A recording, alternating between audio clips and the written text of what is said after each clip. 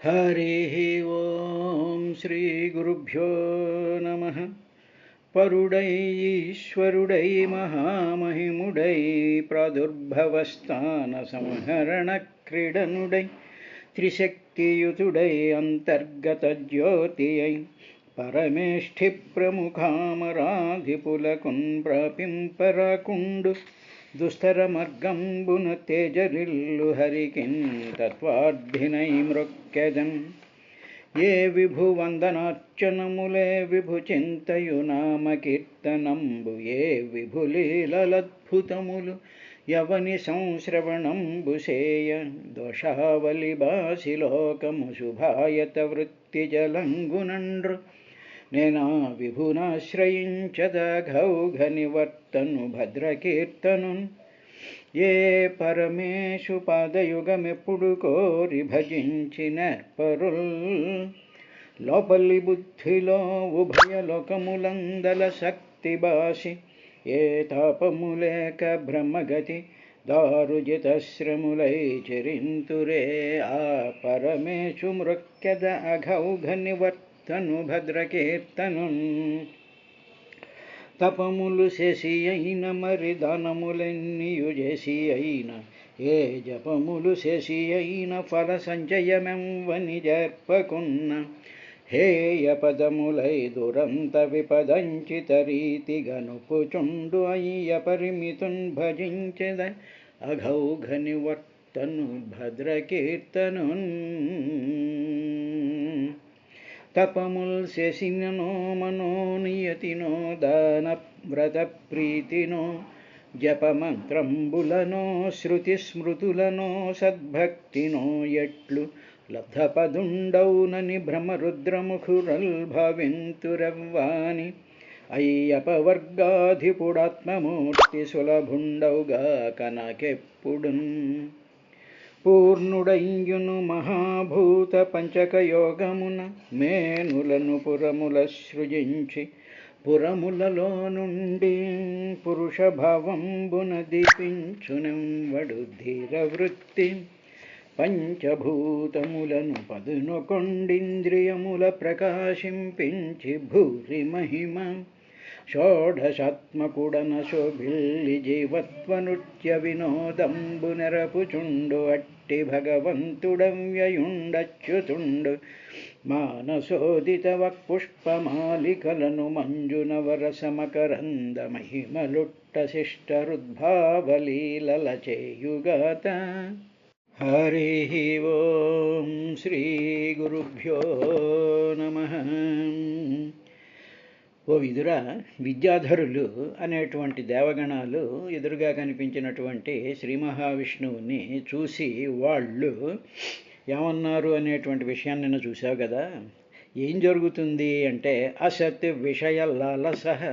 అసత్తు అంటే ఈ కనిపించేటువంటి ప్రపంచం అంతా కూడా అసత్తు, అది ఉన్నటువంటిది కాదు. ఒక పువ్వు ఉంది అంటే ఆ పువ్వు ఆవేళ ఉంటుంది, మర్నాడు వాడిపోతుంటుంది. అలాగా పుట్టి వెంటనే నశించేటువంటిది ఉండి ఉన్నట్టుగా కనిపిస్తూ లేకుండా పోయేటువంటి దానిని అసత్ వస్తువులు అంటారు. అటువంటి వస్తువుల మీద, అటువంటి మనుషుల మీద, అటువంటి మాటల మీద, అటువంటి కార్యక్రమాల మీద అసత్ విషయలాలసహ, అందులో ఉండేటువంటి విషయాల మీద విపరీతమైనటువంటి తృష్ణ కలిగినటువంటి ఈ ఎవరున్నారు అంటే ఉత్పధై, తప్పుదారిని నడిచేటువంటి ఇటువంటి వాళ్ళని స్వైహి, వాళ్ళ ఇంద్రియాలే క్షిప్త పరాజితం చేసేస్తూ ఉంటాయి, ఓడించేస్తూ ఉంటాయి. ఇంద్రియాలకు వాళ్ళు పూర్తిగా లొంగిపోయి పరుగులు తీస్తూ ఉంటారయ్యా. ఇది వాళ్ళ కలేబరంలో, వాళ్ళ యొక్క శరీరాల్లో ఇది ఉంటుంది. అటువంటి ఇంద్రియ లోలులై తృష్ణకు లోనైపోయి అసత్ విషయాల మీద మనసు పెట్టి పరుగులు తీసేటువంటి వాళ్ళకి ఏం జరుగుతుందంటే, యుష్మత్ కథ అమృత నిషేవక ఉతు వ్యుదశ్యేత్. అమృతమయమైనటువంటి నీ కథలను వినాలని, ఆ కథల్లో ఉండేటువంటి అర్థం, భావార్థం, పరమార్థం తెలుసుకోవాలని, దానిని ఆచరించాలని, దానిని అన్వయించుకోవాలని, దానిని పదే పదే మననం చేస్తూ మునిహి మననశీలం మారాలిని అనేటువంటి విషయాన్నించి దూరంగా వ్యుదశ్చేత్ నెట్టి వేస్తుంటుంది నీలో ఉండేటువంటి మాయ. కాబట్టి ఇటువంటి పనులకి బదులు కనీసం మినిమం 10 నిమిషాలు ఏదో భాగవతం విందాం, భగవద్గీత విందాం, తర్వాత కాసేపు ప్రశాంతంగా కూర్చొని ధ్యానం చేసుకుందాం అనేటువంటి విషయాల కన్నా ఈ బాహ్యమైనటువంటి విషయాల మీద శరీరాలు పడిపోతూ ఉంటాయి మానవులకి. స్వామి అటువంటి వాళ్ళను రక్షించు అని చెప్పి విద్యాధరులు ప్రార్థించారయ్యా విదుర. అన్న తర్వాత ఈవేళ 45, 46, 47 శ్లోకాలలో అక్కడ ఉండేటువంటి బ్రాహ్మణులు ఏమన్నారు అనేటువంటి విషయాన్ని విదురుడికి మైత్రేయ మహర్షి వివరిస్తూ ఉన్నాడయ్యా అని చెప్పి గంగానదీ తీరంలో సుఖబ్రహ్మ పరీక్షణ్ మహారాజుకి ఈ బ్రాహ్మణులు మాట్లాడినటువంటి మాటను చెప్పినట్టుగా నైమిషారణ్యంలో సూత మహర్షి సౌనకాది మహర్షులకి చతుర్థ స్కంధం 7వ అధ్యాయంలో శ్లోకాలను ఆయన వివరించడం ప్రారంభించినటువంటి ఘట్టంలో మనం ఉన్నాం. బ్రాహ్మణ ఊచుహు, బ్రాహ్మణులు ఈ విధంగా అన్నారు. త్వం క్రతుస్త్వం హుతాసస్వయం త్వం హి మంత్ర సమిద్ధర్భపత్రాణి చ త్వం సదస్యద్విజో దంపతి దేవత అగ్నిహోత్రం స్వధా సోమ ఆజ్యం పశు అన్నారు. అంటే దీని అర్థం ఏమిటంటే, త్వం స్వామి నీవే క్రతు, యజ్ఞానివి నువ్వే, త్వం నీవే హవిహి, హవిస్సు కూడా నువ్వే, త్వం నీవే హుత ఆశ అగ్నిహోత్రుడివి నీవే, త్వం హి నీవే స్వయంగా మంత్ర, మంత్రానివి కూడా నువ్వే. తర్వాత ఆ మంత్రంతో సమర్పించేటువంటి ఋత్విక్కులు వేసేటువంటివి ఏమిటంటే సమిధులు ఉన్నాయి, దర్భలు ఉన్నాయి, పాత్రలు ఉన్నాయి, అవి కూడా త్వం నీవే. తర్వాత ఈ మంత్రాలు చదివేటువంటి ఈ ఋత్విక్కులు, 3 వైపులా కూర్చున్నటువంటి ఋత్విక్కులు ఉన్నారే, అసదస్య ఋత్విజ, ఇది చూడడానికి వచ్చి ఆ జరుగుతూ ఉండేటువంటి మంత్రాలను వింటూ వాటిని విశ్లేషణ చేసుకుంటూ వాటి యొక్క స్వరూపాన్ని ధ్యానం చేస్తూ దానికి సంబంధించినటువంటి చర్చలు చేసేటువంటి సదస్యులు ఋత్విజులు కూడా నువ్వేనయ్యా. తరువాత దంపతి, ఈ యజ్ఞానికి చేసేటువంటి ఆ యజ్ఞానికి యజమాని ఎవరైతే ఉంటారో, ఎవరు సంకల్పం చేసి వాళ్ళు కోరికల కోసం వాళ్ళు చేస్తూ ఉంటారో ఆ యజమాని, ఆ కర్త అంట. ఆ కర్త భార్య దంపతి వాళ్ళు కూడా నువ్వే స్వామి. దేవత, ఈ యజ్ఞం చేసేటప్పుడు ఈ హవిస్సులు అగ్నిహోత్రుడు తీసుకెళ్ళి ఏ దేవతని ఉద్దేశించి ఆ మంత్రాలు చదవబడుతూ ఉంటాయో, మంత్రాల ద్వారా హవిస్సు సమర్పించబడుతూ ఉంటుందో ఆ పర్టిక్యులర్ దేవత నువ్వే స్వామి. అగ్నిహోత్రం అక్కడ వెలిగించబడినటువంటి అగ్నిహోత్రం. తర్వాత స్వధా, అదే సందర్భంలో పితృదేవతలకి కూడా సమర్పించేటువంటి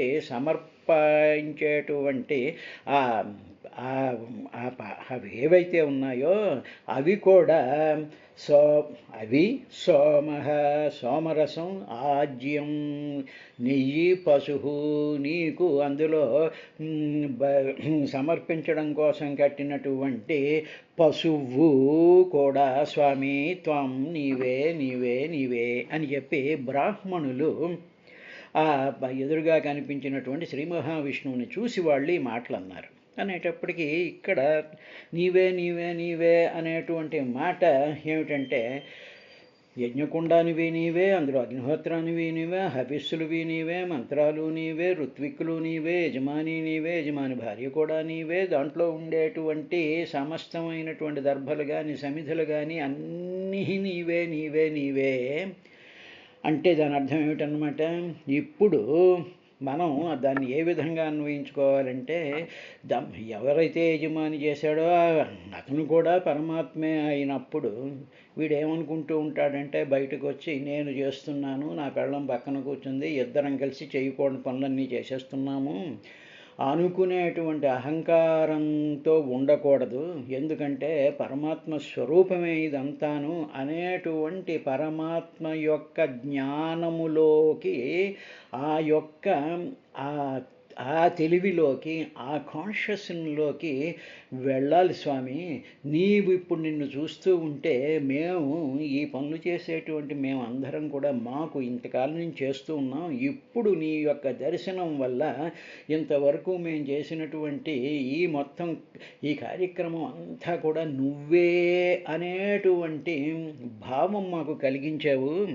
అందుకనే మనకి ఇదే విషయాన్ని యజ్ఞో యజ్ఞపతిర్యజ్వా యజ్ఞాంగో యజ్ఞవాహన యజ్ఞభృతి యజ్ఞకృతి యజ్ఞీ యజ్ఞభుక్ యజ్ఞసాధన యజ్ఞాంతకృత యజ్ఞగుహ్యం అన్నమన్నాదయవచ. ఇదంతా కూడా ఆత్మయోని, నీలో నుంచే పుట్టినటువంటిది. స్వయం జాతో, ఇదంతా కూడా నీ యొక్క స్వయం ప్రకాశంలో నుంచి వచ్చినటువంటివి అని చెప్పి బ్రాహ్మణులు అన్నీ ఇంకా ఏమన్నారంటే విదురా, త్వం పురాగాం రసాయ మహాసూకరో దంష్ట్రయ పద్మినీం వరణేంద్రో యథా స్తూయమానో నదం లీలయా యోగిభిః వ్యుజ్జహర్ధ త్రయీగాత్ర యజ్ఞక్రతుః.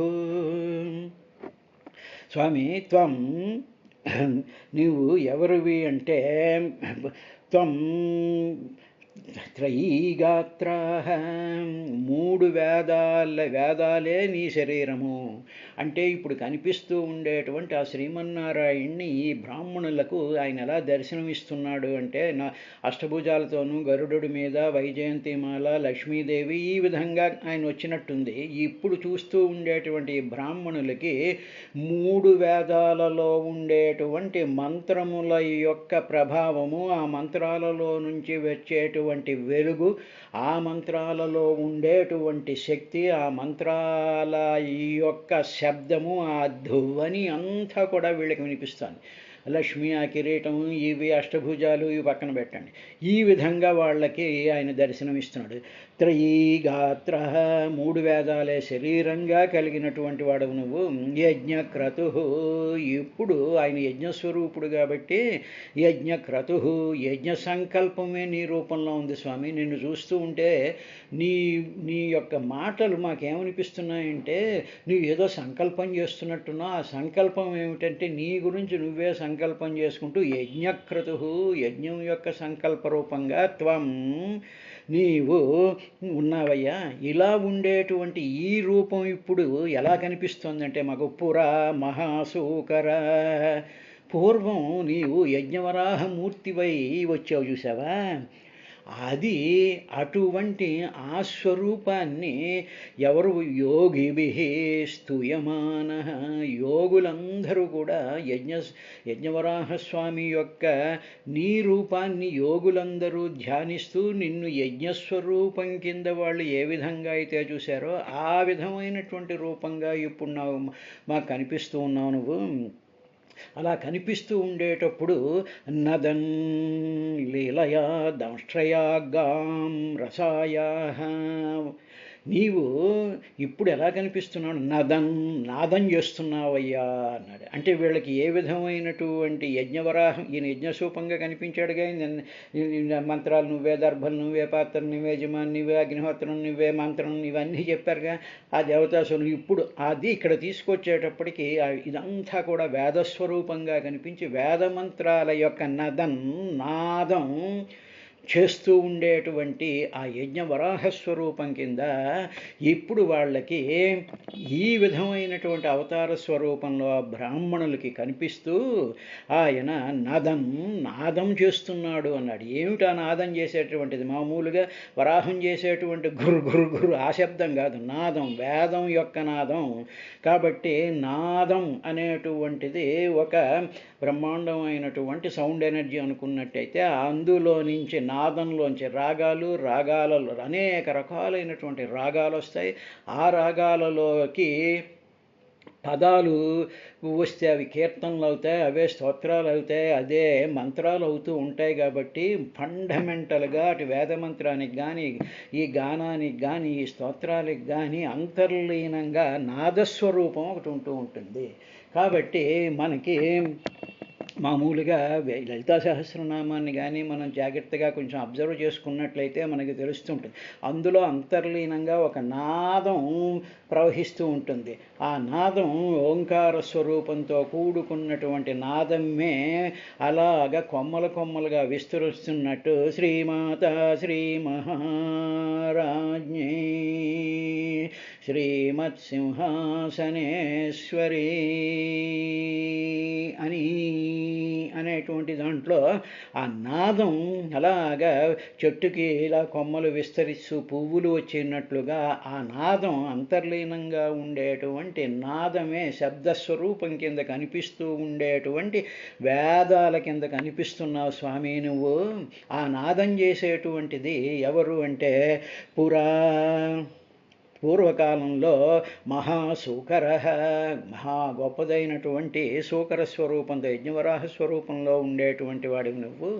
అప్పుడు నువ్వు స్వామి, అప్పుడు ఆయన ఏం చేశాడో ఆ దృశ్యాన్ని ఈ బ్రాహ్మణులకు ఆయన కనిపించేటట్టు చేసినట్టుగా వాళ్ళు అంటున్నారు బ్రాహ్మణులు, లీలయా దంశ్రయా గాం, చాలా తేలిగ్గా ఎలాగ తీసేసావంటే వారణ ఇంద్ర, గొప్పదైనటువంటి ఒక ఏనుగులకు రాజు ఏం చేస్తుంది, పద్మిని వ్యుజ్జహాద్ధ, కొలంలో ఉండేటువంటి ఒక నాళంతో కూడుకున్నటువంటి పద్మాన్ని ఒక పెద్ద ఏనుగు ఇలా తీసి పైకి లాగేసినట్టుగా లీలయా దంష్ట్రయా గాం రసాయా వ్యుజ్జహార్ధ, గాం అంటే భూమిని, రసాయా పాతాళలోకంలో నుండి ఏనుగు పువ్వును తీసినట్టుగా నీవు వ్యుజ్జహర్ధ పైకి లేవనెత్తేవయ్యా అని బ్రాహ్మణులు అక్కడ యజ్ఞవరాహ స్వరూపుడైనటువంటి ఆ శ్రీమన్నారాయణుడి యొక్క ఆ రూపాన్ని, ఆ యోగులు ధ్యానం చేసేటువంటి ఆ రూపం కింద వీళ్ళకి ఆయన కనిపించాడు. ఎందుకంటే ఆయన యజ్ఞస్వరూపుడు నుంచి మొదలెట్టారు వాళ్ళ శ్లోకంలో 45వ శ్లోకంలో. కాబట్టి ఆ పరిపూర్ణమైనటువంటి యజ్ఞస్వరూపం కింద ఆయన కనిపించాడు అని ఇక్కడ ఏం చేశారు అంటే పాతాళంలో రసాయాహ, పాతాళం నుంచి పైకెత్తబడినటువంటి గాం భూమిని అన్నారు. అంటే ఇప్పుడు ఏం జరిగిందనమాట, బ్రాహ్మణులందరూ కూడా అక్కడ ఉండేటువంటి సందర్భంలో ఏమైపోయింది, శివనింద వల్ల, తర్వాత భయంకరమైనటువంటి ఆ ధ్వంసం వల్ల వీళ్ళ మనసులన్నీ కూడా భయంతోనూ, తర్వాత ఒక రకమైనటువంటి చింతతోనూ వాళ్ళ ఆ శరీరాలన్నీ కూడా కిందకి వెళ్ళిపోయాయి. అంటే ఏమిటి, చింత వచ్చేటప్పుడు చూడండి, మన అనారోగ్యమో ఎంతో బాధో ఏదో కలిగినప్పుడు ఏమిటైతే అలాగ బాధతో కుంగిపోతూ పాతాళానికి వెళ్ళిపోతూ ఉంటాం. అంటే ఏంటి, ఆ బాధతో అలా కుంగిపోతూ ఉంటాం. అలాంటి పరిస్థితి ఉన్నప్పుడు ఈ యజ్ఞవరాహస్వామి యొక్క అవతారాన్ని, ఆ స్వరూపాన్ని కానీ మనం తలుచుకున్నట్లయితే అప్పుడు ఆయన ఏం చేస్తాడంటే ఇటువంటి బాధల నుంచి, అణగదొక్కబడినటువంటి శరీర మానసిక ఇంటెలిజెన్స్ వ్యవస్థల నుంచే వ్యుజ్జహర్ధ పైకి లేపుతాడు. యజ్ఞవరాహస్వామి యొక్క అవతారం యొక్క లక్షణం అది అని చెప్పి భాగవతం ఈ కథారూపంలో బ్రాహ్మణుల యొక్క స్తుతి రూపంలో ఆ విధంగా వివరించింది. తర్వాత ఇంకా ఏమన్నారయ్యా విదురా బ్రాహ్మణులంటే, సప్రసీద త్వమస్మాకమాకాంక్షతాం దర్శనం తే పరిభ్రష్ట సత్కర్మణాం కీర్త్యమానేనుభిర్నామ్ని యజ్ఞేశ తే యజ్ఞ విఘ్నాః క్షయం యాంతి తస్మై నమః. ఓ యజ్ఞేశ్వర, యజ్ఞ ఈశ, ఈ యజ్ఞానికి ప్రభువైనటువంటి ఓ శ్రీహరి, సహ అట్టి త్వం నీవు, నీ యొక్క దర్శనం ఆకాంక్షతాం, అటువంటి యజ్ఞవరాహ స్వరూపంగా ఉండి సమస్తము నీవే అయినటువంటి ఆ యజ్ఞంలో ఉండేటువంటి సమస్తమైనటువంటి అంగాలు నీవే అయినటువంటి తే అటువంటి నీ దర్శనమును ఆకాంక్షతాం కోరుకున్నామయ్యా, మేము ఆకాంక్షిస్తూ ఉన్నాం. అటువంటి ఇది ఇప్పుడు నీవు ఏమైపోయింది అంటే ఇక్కడ స్వామి నీకొక అప్లికేషన్ పెట్టుకోవాలి. ఏమిటంటే పరిభ్రష్ట సతికర్మణ. ఇక్కడ అన్ఫార్చునేట్లీ పరిభ్రష్ట సత్కర్మ అంటే ఏమిటి? బ్రహ్మదేవుడు దక్ష ప్రజాపతికి వేసినటువంటి డ్యూటీ ప్రకారం సమస్త దేవతల్ని పిలిచి వాళ్ళని గౌరవించి ఆ యజ్ఞం పరిపూర్తి చేయమంటే శివనింద చేసేసి ఆ దోషం వల్ల పరిభ్రష్ట, అదంతా కూడా భ్రష్టమైపోయింది స్వామి. ఏది సత్కర్మణ, ఆ సత్ అంటే ఆ యజ్ఞం అనేటువంటి ఆ కర్మంతా కూడా భ్రష్టమైపోయి నశించిపోయినటువంటిది. అటువంటి దానిని అలాగా ఉండేటువంటి దాని నుంచి నువ్వు రక్షించడం కోసమని తవ దర్శనం ఆకాంక్షతాం, దాని నుంచి మమ్మల్ని రక్షించాలి అని కోరుకుంటూ నీ యొక్క దర్శనాన్ని అంటే నీ యజ్ఞస్వరూప దర్శనాన్ని మేము కోరుకున్నాము. అంటే ఈ బ్రాహ్మణులు యజ్ఞం చేస్తారు కాబట్టి నిన్ను తలుచుకుంటే మళ్ళీ ఆ యజ్ఞస్వరూపం అంతా కూడా ఇక్కడ ఎస్టాబ్లిష్ అయ్యి మళ్ళీ పునఃప్రారంభం అవుతుంది కాబట్టి నిన్ను ఆకాంక్షతాం, కోరుకున్నాం స్వామి అన్న తర్వాత ఇంకా ఏమన్నారు అంటే వాళ్ళు అంటే యజ్ఞం మళ్ళీ మొదలు పెట్టాలి. ఆ యజ్ఞస్వరూపుడు నువ్వే, సాక్షాత్తు నువ్వు ఇక్కడికి వచ్చేసావు కాబట్టి యజ్ఞమే మళ్ళీ ఇక్కడికి వచ్చినట్టుగా ఉంది అని అస్మాకం ప్రసీద, కాబట్టి ఆ యజ్ఞస్వరూపాన్ని ఇక్కడ మళ్ళీ ఎస్టాబ్లిష్ చేసేసి ప్రసీద, అనుగ్రహించు స్వామి అని అంటూ ఇంకొక సజెషన్ కూడా బ్రాహ్మణులు ఏం చేశారంటే ఆ యజ్ఞాన్ని చూడడానికి వచ్చినటువంటి వాళ్ళు సాధారణమైనటువంటి మానవులందరి గురించి వాళ్ళు ఒక అద్భుతమైనటువంటి సూచన, ఒక ఆదేశాన్ని ఇచ్చినట్టుగా వాళ్ళు ఈ విధంగా నృభి, స్వామి ఈ మానవులు ఉన్నారే వాళ్ళు ఋత్వికులు కాదు, బ్రాహ్మణులు కాదు, దేవతలు కాదు, విద్యాధరులు కాదు, ఎవరూ కాదు, నృభి మానవులు, అటువంటి వాళ్ళు నీ యొక్క నామాన్ని కీర్తిస్తూ ఉంటే వాళ్ళు కంటిన్యూస్గా ఓం నమో నారాయణాయ, ఓం నమో భగవతే వాసుదేవాయ, ఓం రామాయ నమః, ఓం కృష్ణాయ నమః అని అటు షడక్షరి కానీ అక్షాక్షరి కానీ ద్వాదశాక్షరి కానీ నీ యొక్క నామాన్ని కీర్తిస్తూ ఉంటే యజ్ఞ విఘ్నాః, వాళ్ళు తలబెట్టేటువంటి ఎటువంటి యజ్ఞాలకైనా వచ్చేటువంటి యజ్ఞ విఘ్నాః, ఆ ఆటంకాలన్నీ కూడా క్షయం యాంతి. వాళ్ళు తలబెట్టినటువంటి ఏ యజ్ఞమైనా సరే దానికి వచ్చేటువంటి విఘ్నాలు ఏవైతే ఉంటాయో అవన్నీ కూడా క్షయం అంటే వినాశనం, యాంతి పొందుతాయి స్వామి అని సాధారణమైనటువంటి మానవులు చేసేటువంటి యజ్ఞాలలో కలిగేటువంటి విఘ్నాలని తొలగించుకోవడానికి ఒకే ఒక్క సజెషన్ ఉంది స్వామి. నిన్ను చూస్తుంటే మాకు అది అనిపిస్తోంది. అదే సాధారణమైనటువంటి మానవులకి మేము చెప్పదలుచుకున్నాము. అది ఏమిటి అంటే తే నామ్ని కీర్త్యమానే, నీ నామాన్ని నిరంతరము మనసులోను హృదయంలోను తరువాత రాత్రి పగలు అలాగా కంటిన్యూస్గా నామాన్ని కీర్తిస్తూ ఉండేటప్పటికి యజ్ఞ విఘ్నాః క్షయం యాంతి, మొత్తం వాళ్ళు తలబెట్టినటువంటి సకల సంకల్పాల్లోనూ ఉండేటువంటి విఘ్నాలన్నీ కూడా క్షయమైపోతాయి స్వామి. అలాగ చెయ్యగలిగినటువంటి తస్మై నమః, అలాగ చేసేటువంటి యజ్ఞస్వరూపుడైనటువంటి నీకు నమస్కారం స్వామి అని చెప్పి ఈ బ్రాహ్మణులు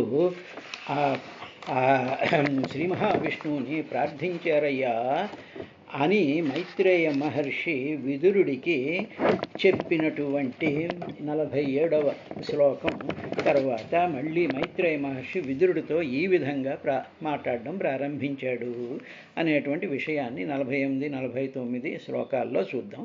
ఇక్కడ చెప్పేటువంటిది ఏమిటి అంటే ఇప్పుడు ఇప్పుడు ప్రజాపతులు లేకపోతే మహారాజులు లేకపోతే చక్రవర్తులు వీళ్ళు యజమానులుగా ఉండి చేసేటువంటి యజ్ఞాలు, వాళ్ళ కోరికల ప్రకారం చేసేటువంటి ఆ మంత్రపూతమైనటువంటి వేదవిహితమైనటువంటి క్రియలన్నీ కూడా యజ్ఞాలు అని మనకి మామూలుగా ఉండేటువంటి ఐడియా. ఇక్కడ మా సాధారణమైనటువంటి మానవులు మనం చేసేటువంటి యజ్ఞాలు ఏముంటాయి అంటే ఏమిటనమాట, మనం ఏ పని చేసినా అది యజ్ఞమే అని అసలైనటువంటి డెఫినిషన్. యజ్ఞము అంటే ఏమిటంటే ఇప్పుడు ఇంట్లో వంట చేస్తున్నాను, అందుకని పంచయజ్ఞాలు అంటారు. అగ్నిహోత్రం వెలిగించడం యజ్ఞం, దీపం పెట్టడం యజ్ఞం, తర్వాత దేవతార్చన చేసుకోవడం యజ్ఞం, నిత్యానుష్ఠానం చేయడం యజ్ఞం, తరువాత వంటలు వండడం యజ్ఞం, అది వడ్డించడం యజ్ఞం, తర్వాత సమస్త జీవులకు ఉపయోగార్థం మనం చేసేటువంటి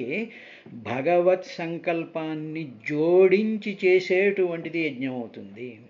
అంటే ఏమిటి? ఇదంతా కూడా భగవంతుడికి సమర్పణం చేయడము అనేటువంటి భావంతో ఇది చేయిస్తున్నటువంటి వాడు భగవంతుడు. నాలో భగవంతుడు ఉన్నాడు కాబట్టి భగవంతుడు ఇచ్చినటువంటి ఈ శరీరాన్ని నేను ఉపయోగించుకుంటూ నేను చేసేటువంటి ప్రతి పని కూడా నీ పరంగానే చేస్తున్నాను, నువ్వే లోపలుండి ఈ పనులు చేయిస్తున్నావు అని చెప్పి ఆ డైమెన్షన్స్ని, ఆ భావనలను నృభిహి ఈ మానవులు చేసేటువంటి కార్యక్రమాలని యజ్ఞాలంటారు.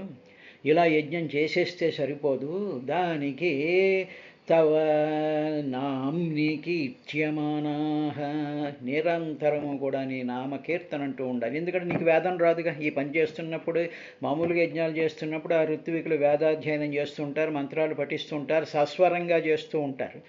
ఇప్పుడు మనకి మంత్రాలు రావుగా. ఇక్కడ మనకి మంత్రం ఏమిటి అంటే తవ నామ్ని కీర్త్యమానాః, అప్పుడు యజ్ఞ విఘ్నాః క్షయం యాంతి. అప్పుడు ఆ నామం చెయ్యడమే మంత్రం అవుతుంది, ఆ నామం యొక్క స్మరణమే మంత్రం అవుతుంది, ఆ నామం యొక్క ప్రభావమే మంత్రం అయ్యి మనం చేసేటువంటి పనుల యొక్క విఘ్నాలన్నీ కూడా క్షయం అయిపోతాయి అని చెప్పి బ్రాహ్మణులు చెప్పారయ్యా. ఇక రేపటి కార్యక్రమంలో మైత్రేయ మహర్షి ఏం చెప్పాడు, భగవంతుడు ఏం చెప్పాడు అనేటువంటి